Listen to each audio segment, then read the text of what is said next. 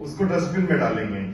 ठीक है, आप कहीं जा रहे हैं, किसी को आपको लगता है किसी वृद्ध व्यक्ति को कोई मदद की जरूरत है, तो आप जितनी आपकी क्षमता है उतनी कर देंगे कि नहीं करेंगे, या छोड़ के चले जाएंगे? हाँ, या फिर हम कैंप में गए, कहीं पे घूमने के लिए गए, तो जो खाया पिया और उसको वहीं पे छोड़ के और आगे बढ़ लिए। फतेह सागर की पाल पे गए और पिकनिक किया, और जो थोड़ा सा गंदा हुआ हमने पिकनिक के कारण उसको वैसे छोड़ दिया। ऐसा करना नहीं। क्यों? क्योंकि कोई और आएगा तो उसको वो स्थान साफ चाहिए, है ना? ये हमारा धर्म बनता है। तो इसी तरह से पर्यावरण का हम ध्यान रखें। अगर आप में से कुछ लोग जो बड़े बच्चे हैं, या तो अभी नहीं तो कुछ दिनों बाद स्कूटी चलाएंगे, कुछ लोग चलाते होंगे, तो स्कूटी चलाएंगे तो ट्रैफिक के नियमों का पालन नहीं करेंगे, हेलमेट नहीं लगाएंगे, तो क्या होगा?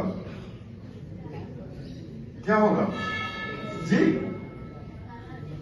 हाँ, चालान कटेगा, वो तो ठीक है, लेकिन चालान के डर से हेलमेट नहीं लगाएंगे या किसी और कारण से हेलमेट नहीं? क्यों लगाएंगे हेलमेट? एक जना बोलो, फिर मैं दूसरे जने को वेट। हाँ, आप बताइए। एक्सीडेंट ना हो। एक्सीडेंट तो हेलमेट लगाने के कारण या ना लगाने के कारण नहीं होता है, एक्सीडेंट से बच सकते हैं।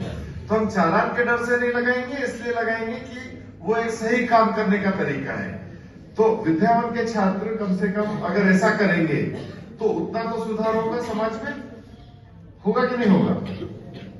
तो मेरी यही आप लोगों से गुजारिश है कि आप जो इतनी अच्छी विद्या ले रहे हैं, गुरुजनों के सानिध्य में, स्कूल की परंपराओं के सानिध्य में, बहुत जल्दी ये संस्था 100 साल पूरे करने वाली है। अभी हम 2025 में चल रहे हैं और 2031 में इस संस्था का शुरुआत हुई थी। तो 100 साल पुरानी संस्था है और उसकी जो परंपराएं हैं उनको जीवित रखना हम सबका धर्म है, आपका भी है, मेरा भी है और पूरी टीम का है। तो मैं इतना ही कहूंगा। और आखिरी में मुझे एक संस्कृत का श्लोक याद आ रहा है, जो मुझे श्लोक तो याद नहीं है लेकिन उसका अर्थ याद है, तो मैं आपके साथ शेयर करूंगा। वो कुछ इस तरह से कहता है कि 25% जो ज्ञान है हम अपने गुरुजनों से लेते हैं, 25% ज्ञान हम अपने बराबरी के मित्रों से लेते हैं। मतलब जब हम पढ़ाई करते हैं तो कुछ तो हम अपने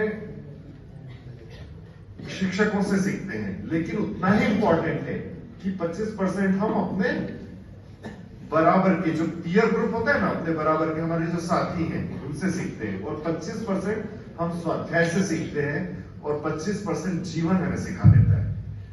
तो ये याद रखें कि ना सिर्फ अपने गुरुओं का सम्मान करना है, लेकिन अपने जो क्लास के साथी है ना, उनसे भी कुछ सीखने की कोशिश करें और कुछ स्वाध्याय से करें और कुछ जीवन के लिए, जीवन के प्रति खुले रहें, तो वो भी आपको शिक्षा दे देगा।